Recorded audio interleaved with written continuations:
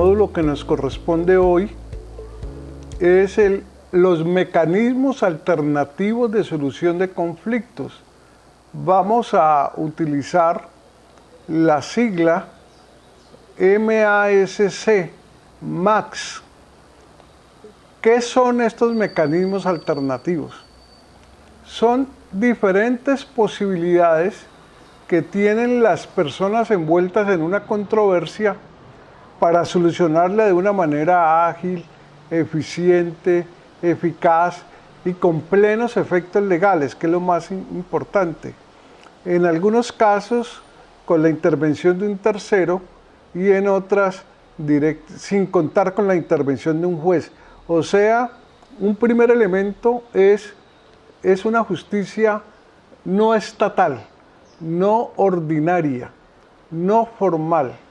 De ahí su nombre de alternativos, porque es alternativo a lo estatal, alternativo a lo formal. El actual gobierno en el plan de desarrollo, un poco con el miedo a la palabra alternativa, elimina ese término cuando se refiere a los MACs. Pero vamos a ver entonces cuáles son esos MACs. Tenemos el arreglo directo, la mediación, la amigable composición, el arbitraje y la negociación, o también la conciliación. Bueno, la Corte Constitucional describe estos mecanismos de la siguiente manera.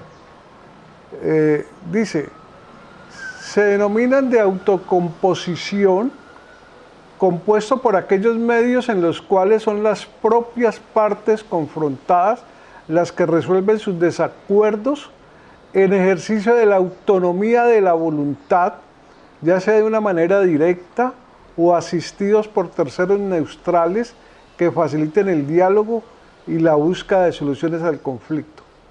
Dentro de este primer grupo se encuentran mecanismos como la negociación, la mediación y la amigable composición. Un segundo grupo denominado heterocomposición,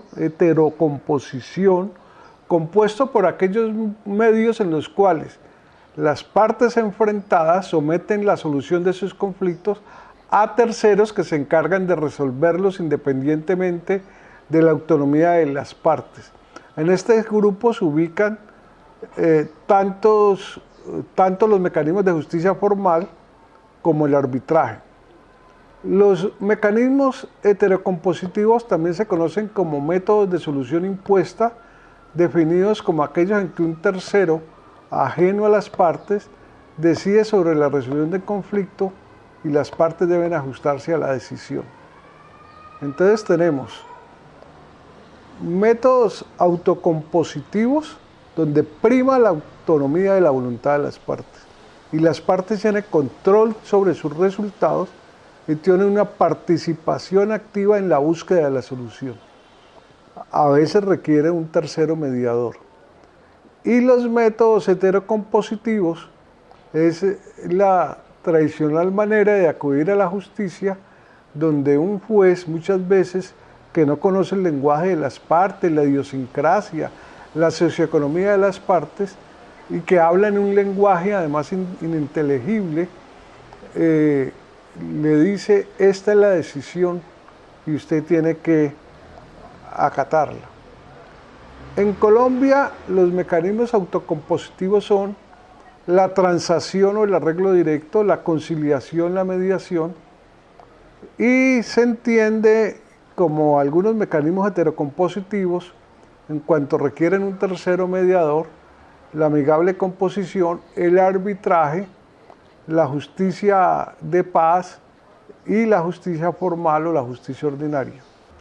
El arreglo directo, regulado por el artículo 2469 y siguientes del Código Civil. El acuerdo directo o negociación directa es un mecanismo alternativo de solución de conflictos a través de la cual dos o más personas gestionan por sí mismos la solución de su controversia o previenen un conflicto futuro sin la intervención de un tercero. el acuerdo al que lleguen las partes se consigna en un contrato de transacción. Nosotros sostenemos lo siguiente: en la medida que la sociedad esté más evolucionada, en que la sociedad y la comunidad respete los derechos humanos, respete la diferencia, tenga una idea positiva del conflicto y sobre todo sea más autónoma, tenga más autonomía personal y sea consciente de sus derechos, tramita directamente los conflictos. No requiere acudir a un tercero y mucho menos a un juez para que le resuelva su problema. Él directamente se enfrenta o se encuentra mejor con la otra parte, del cual tiene una diferencia. Ya decimos que hay muchas razones para pensar diferente y que ocasionan pues por intereses, necesidades, ideologías, principios, valores, un conflicto, y yo lo resuelvo directamente. Eso es lo ideal. Pero eso en Colombia es muy difícil. Pero hacia allá debemos llegar. En la medida que la sociedad esté más avanzada, más directamente resuelve sus conflictos. Porque se basan, repito, en algo esencial, que es la autonomía de la voluntad de las partes y de la autonomía personal, que es un valor inalienable del ser humano. ¿Cuáles son las características de este arreglo directo? Bueno, el objeto del arreglo debe versar sobre derechos transigibles. Más adelante vamos a ver que todo esto tiene un común denominador, que son derechos que son transigibles, conciliables, desistibles, porque hay ciertos derechos que otorga la ley que expresamente dice que eso no se puede transigir. Por ejemplo, unas prestaciones sociales o unos salarios por un trabajo determinado. Eso no se puede negociar. Los involucrados deben llegar a un acuerdo a partir de concesiones mutuas. Es un método de solución rápida, evita gastos económicos, o sea, ahorra tiempo, ahorra dinero, ahorra estrés, porque es una solución sin dilaciones, sin procesos judiciales, no requiere la intervención de abogados. Es impresionante a veces la demora de algún proceso ordinario. Alguna vez le oí una frase un poco jocosa a un abogado procesalista muy famoso, ya fallecido, que decía que la vida probable de un abogado eran 3 procesos ordinarios. Es increíble que en un proceso contencioso se logre una sentencia y se apele ante el Consejo de Estado, y esa apelación, que simplemente es la revisión del superior, demore 4, 5 o 6 años, como pasa. Este acuerdo de transacción hace tránsito o efecto a cosa juzgada y presta mérito ejecutivo. Vamos a ver a lo largo de los diferentes medios que estos dos elementos jurídicos, la cosa juzgada y el mérito ejecutivo, son los dos elementos esenciales de cualquier sentencia de un juez de la República. Es decir, si yo logro una transacción y la consigno en un documento y la autentico o la firmo, primero no me pueden volver a colocar ese pleito porque ya está resuelto. Eso se llama cosa juzgada. Y segundo, si me incumplen, puedo hacerla valer ejecutivamente a través de un juzgado, es decir, embargar, hacer efectivo una obligación de hacer o de dar, de lo que consista el acuerdo. O sea, puedo hacerlo cumplir, que es exactamente lo mismo cuando no se cumple una sentencia, pues acude pues al mérito ejecutivo de la misma. Otro mecanismo, la mediación, mecanismo alternativo de resolución a través de la cual las partes someten sus diferencias a un tercero diferente del Estado, con el fin de buscar un arreglo amistoso. En estos casos, el neutral elegido no tiene ninguna calidad especial según la ley y sus propuestas no son de obligatoria acogida, reduciendo su función a una solución aceptable por las partes. La experiencia nos ha enseñado que muchas veces las partes enfrascadas en un conflicto no pueden ver una solución fácil, pero que si se la transmiten o se la cuentan a un tercero, el tercero ve la salida más objetiva, más fácil y le busca la solución, porque cada uno está psicológicamente imbuido en ese conflicto, con ciertas prevenciones, prejuzgamientos que le limitan buscar una solución. A mí me ha pasado, alguien viene, dos partes y me cuentan un conflicto y yo veo la solución facilísima. Le digo, ¿y por qué no hacen esto? Ve, verdad, no lo habíamos pensado, porque yo no estoy psicológicamente comprometido, emocionalmente comprometido, no tengo prejuicios. Y yo le he dicho a otros abogados, porque en mi ejercicio profesional siempre la tendencia es a buscar conflictos. Y alguna vez un abogado me dijo, tengo un pleito de familia entre dos familias que no se pueden ver y llevamos 8 años en ese proceso. Y me lo explicó y yo le dije, ¿usted por qué no hace esto? ¿Por qué no invita a comer a esto? ¿Por qué no le propone esta fórmula? ¿Por qué no le dice? Lo hizo y resolvió el conflicto y llevaron eso al juzgado y si no, allá estarían enfrascados todavía. Las características principales de la mediación. Es un proceso no adversarial, es pacífico, es cooperativo en la transformación de los conflictos, se logra un acuerdo rápido, no se necesitan altos costos en tiempo y en dinero y en esfuerzo, pero sobre todo también en estrés. Es decir, esa posibilidad de que uno no tenga un control sobre el resultado, que dependa de otro, que dependa de la corrupción, que dependa de la venalidad, que dependa de la lentitud, que dependa del secretario, que dependa de los que lo atienden en la baranda. Eso es un desgaste emocional grandísimo que cuesta mucha plata. Es una instancia voluntaria a la que las partes no pueden o no asistir con su abogado, no es una fórmula impuesta, lo ideal es que vayan sin abogado, y las propuestas del mediador no son obligatorias. Bueno, pero resulta que este mecanismo afortunadamente ha tenido acogido en muchas otras sectores de la sociedad y ha tenido acogida en muchos campos. Nosotros hemos conocido varios estudios y varias experiencias concretas, directas, también de nuevas propuestas y nuevos ensayos de mediación. Por ejemplo, mediadores juveniles. Conocí una asociación de jóvenes mediadores que con el concepto y el principio de que un joven entiende mejor a otro joven, resuelve mejor el conflicto.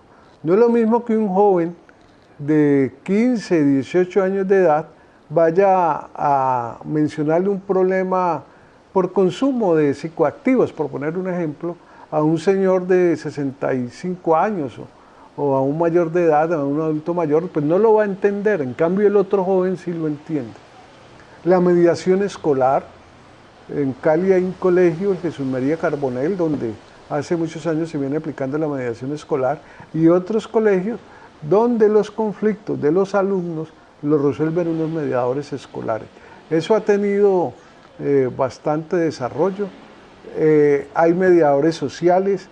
Entonces decíamos que en las instituciones educativas hay un avance en la mediación social. Hay una mediación en las comisiones de conciliación de las juntas de acción comunal.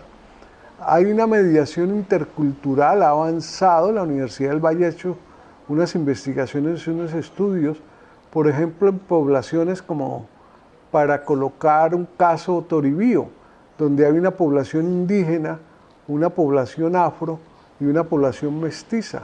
Hay en muchas ocasiones en el Cauca conviven o coexisten poblaciones indígenas y afrodescendientes y tienen conflictos interétnicos. Y entonces de ahí surge cómo entender la etnia de cada uno y cómo resolver estos conflictos. la mediación laboral, la mediación social. Bueno, la amigable composición, otro método, el decreto 2279 del 89 y la ley 446 del 98 lo reglamentan. ¿En qué consiste? En un mecanismo por medio del cual los particulares delegan en un tercero denominado amigable componedor la facultad de precisar con fuerza vinculante para ellas el cumplimiento de un negocio jurídico particular. Ya decíamos que en muchas ocasiones las partes se enfrentan en sus conflictos psicológicos y en sus prevenciones, pero el tercero mediador resuelve fácilmente la situación. ¿Cómo se llega a esa amigable composición? Pues la actividad de los amigables componedores surge del acuerdo de voluntades de las partes en un contrato, donde se obligan a resolver las controversias que se susciten con ocasión del contrato y con la ayuda del amigable componedor. Esta figura constituye un mecanismo sin ninguna formalidad ni cuestión obligatoria para escogencia de los amigables componedores, ni para el desarrollo del trabajo que se le encomiendan a esto. ¿Cómo se solicita? Simplemente se puede trasladar la solución de sus controversias a un tercero o a un centro de conciliación. En este caso se presenta una solicitud escrita por cualquiera de las partes donde se indique el nombre, el domicilio, la dirección, las cuestiones precisas sobre las cuales versa la amigable composición, el número de amigables componedores convenidos, la autorización para que el centro de conciliación los nombre, la estimación del valor objeto de la amigable composición, o lo que se conocería pues en la justicia formal como la cuantía. Los efectos de esta decisión producen los efectos legales relativos a la transacción. El arbitraje, otro mecanismo,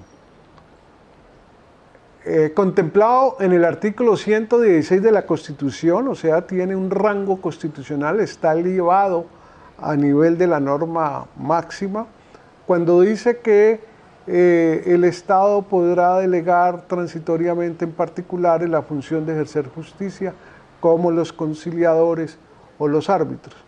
El decreto 2279 del 89, la ley 23 del 91, la ley 446 del 98 y actualmente está tramitando un proyecto de ley que cuando sea aprobado tendremos la oportunidad de hacer una charla adicional para precisar cuáles son los cambios y modificaciones que puede surgir de esta figura. Pues obviamente hemos estudiado y leído el proyecto de ley, el que está en trámite en el Congreso, pero pues obviamente hasta que no sea aprobado no entra en vigencia. El arbitraje es un mecanismo por el medio del cual las partes involucradas en un conflicto de carácter transigible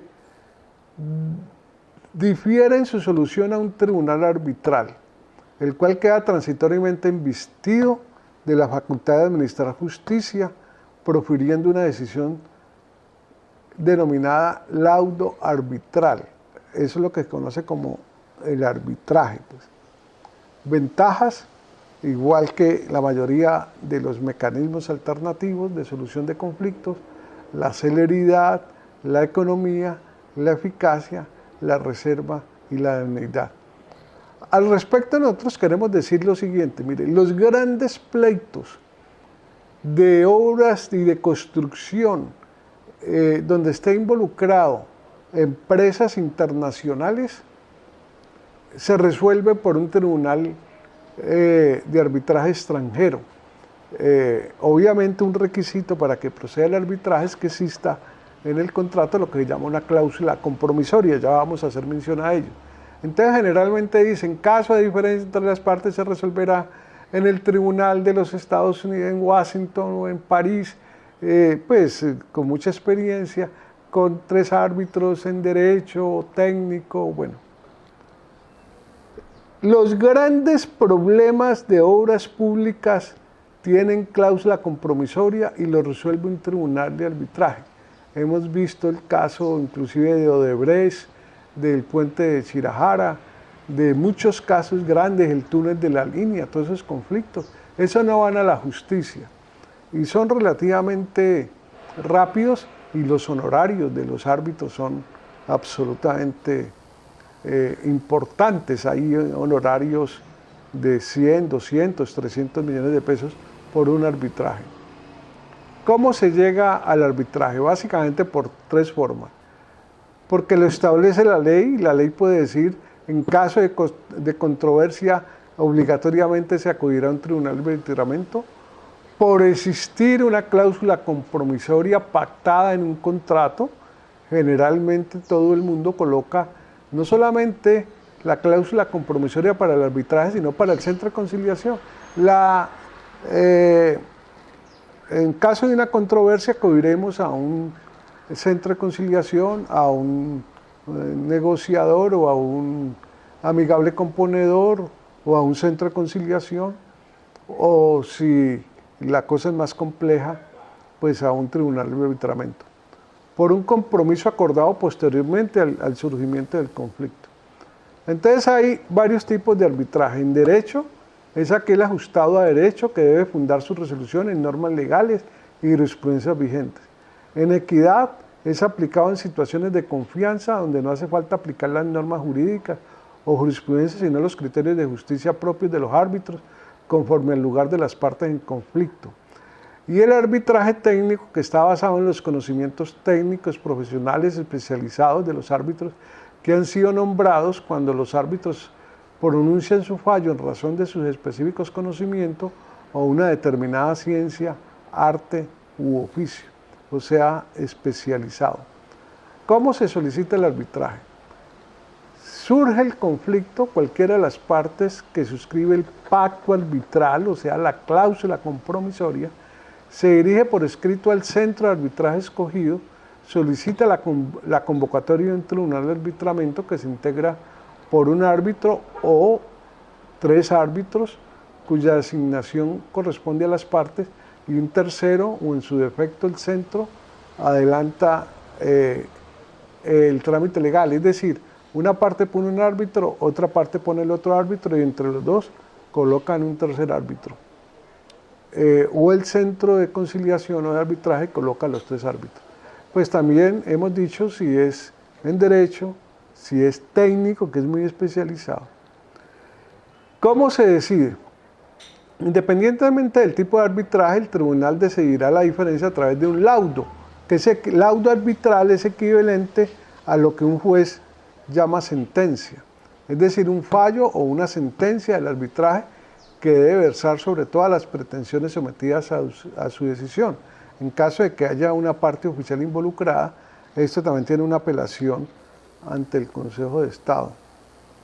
Bueno, la conciliación también tiene su fundamento en el artículo 116 de la Constitución, la Ley 23 del 91, la Ley 270 del 96, la Ley 446 del 98, la Ley 640 del 2001, el Decreto 024 del 2002, la Ley 1393 del 2010. Es un mecanismo por el cual 2 o más personas gestionan por sí misma la solución de sus diferencias con la ayuda de un tercero neutral y calificado denominado conciliador. Hay varias clases de conciliación, no nos podemos detener por razones de tiempo, pero ustedes muchas las conocen, las han practicado. Es la conciliación extrajudicial, se realiza en el marco de un proceso judicial. Ustedes saben que una vez admitida la demanda, una de las primeras etapas es citar a la conciliación de las partes. Yo me he llevado unas sorpresas positivas en caso donde el cliente me ha dicho que es absolutamente reconciliable ese proceso y la labor mediadora del juez ha logrado terminar en un proceso y eso ahorra los costos y el tiempo y la papelería y el personal, que es costosísimo de un juzgado. La extrajudicial que está por fuera o antes de un proceso judicial.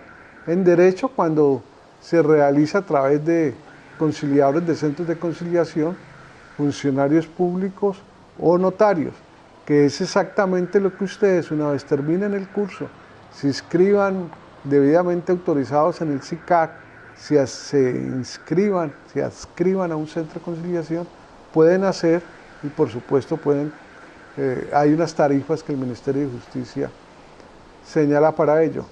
Y la conciliación en equidad, cuando se realice pues de este mecanismo que no tiene que ver con la ley, reglamentos, normas jurídicas, jurisprudencia, sino precisamente lo justo comunitario o el concepto de la equidad. Y la ley, precisamente 23 del 91, unos meses antes de la Constitución del 91, creó los conciliadores en equidad en Colombia, y en varios departamentos del país existen con un buen desarrollo. ¿Tiene algún costo la conciliación? Pues no tiene costo si se realiza en los centros de conciliación de los consultorios jurídicos de las universidades, que es gratuita, en las entidades públicas, personería, procuraduría o cualquier otra entidad pública que tenga un centro de conciliación o un funcionario público habilitado por ley para conciliar.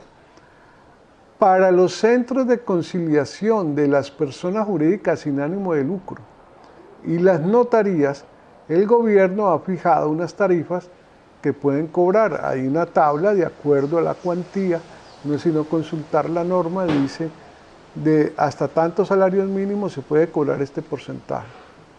¿Qué se puede conciliar? Lo que ya hemos dicho y que no sobra repetirlo y advertirlo. Se pueden someter a conciliación los conflictos que sean transigibles, desistibles y conciliables. ¿Qué son asuntos transigibles? Aquellos que hacen referencia a todo bien material, objeto o derecho valorado en dinero, sobre el cual tenemos la capacidad de disponer, ceder o negociar. Ejemplos, los contratos como la compraventa, el arrendamiento, un contrato de obra, fijación de cuotas de alimentos, liquidación de sociedad conyugal. Es decir, donde la ley permita que se pueda negociar. Asuntos desistibles, aquellos que son susceptibles de renunciar o arrepentirse del derecho de iniciar o continuar un proceso jurídico. Por ejemplo, algunos delitos querellables, una lesión personal de menos de 15 días, una calumnia, una injuria, una estafa menor. Dice la ley que las partes pueden ir y desistir de ese proceso. Y se pueden conciliar pues en un centro de conciliación. Asuntos conciliables, todos aquellos derechos que la ley expresamente ha calificado como tales, como conciliables, sobre todo aquellos que no tienen un contenido económico. ¿Quiénes están facultados para conciliar? Bueno, una cantidad de funcionarios y de personas. Los conciliadores de los centros de conciliación, lo que van a hacer ustedes después de que terminen este curso, los notarios, los delegados regionales y seccionales de la Defensoría del Pueblo, los inspectores de trabajo en asuntos laborales.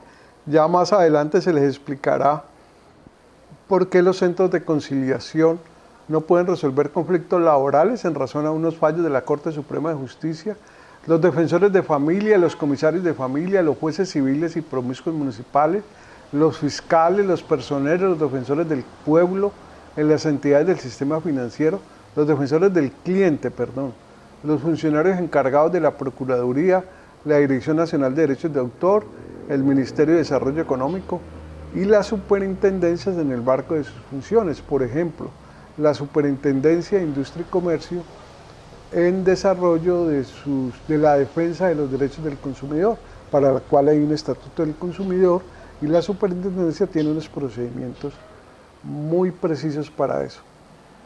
¿Es obligatorio intentar la conciliación extrajudicial? Bueno, la conciliación es un requisito de procedibilidad, es decir, sin la cual no se puede acudir a la jurisdicción, ya que la demanda será rechazada y la conciliación se hace obligatoria en los asuntos civiles de familia y en algunos asuntos de carácter penal. ¿Qué efectos tiene la conciliación? El acuerdo conciliatorio tiene efectos de cosa juzgada Es decir, que las mismas partes no podrán volver a conciliar o iniciar una acción judicial alguna, excepto la vía efectiva sobre el asunto conciliado. El acta contectiva del acuerdo presta mérito ejecutivo una vez sea registrada. ¿Qué ocurre cuando no sea posible conciliar? Las partes quedan en libertad de demandar ante la jurisdicción civil, penal o de familia, según el caso, a fin de que el proceso respectivo resuelva el conflicto que no fue posible conciliar. Entonces, de esta manera, vemos cómo hay unos mecanismos alternos al sistema formal, al sistema ordinario, al sistema estatal, que con ahorro de tiempo, dinero, estrés, rapidez en sus trámites, efectividad en sus decisiones, tienen que hacer carrera no solamente para descongestionar los despachos judiciales, que es lo que usualmente se argumenta, sino para abrir otros canales de acceso a la justicia, por una parte, pero sobre todo para establecer unas reglas, unas nuevas normas de convivencia en un entorno de paz para resolver constructivamente, positivamente, los conflictos, como hemos venido diciendo. Muchas gracias.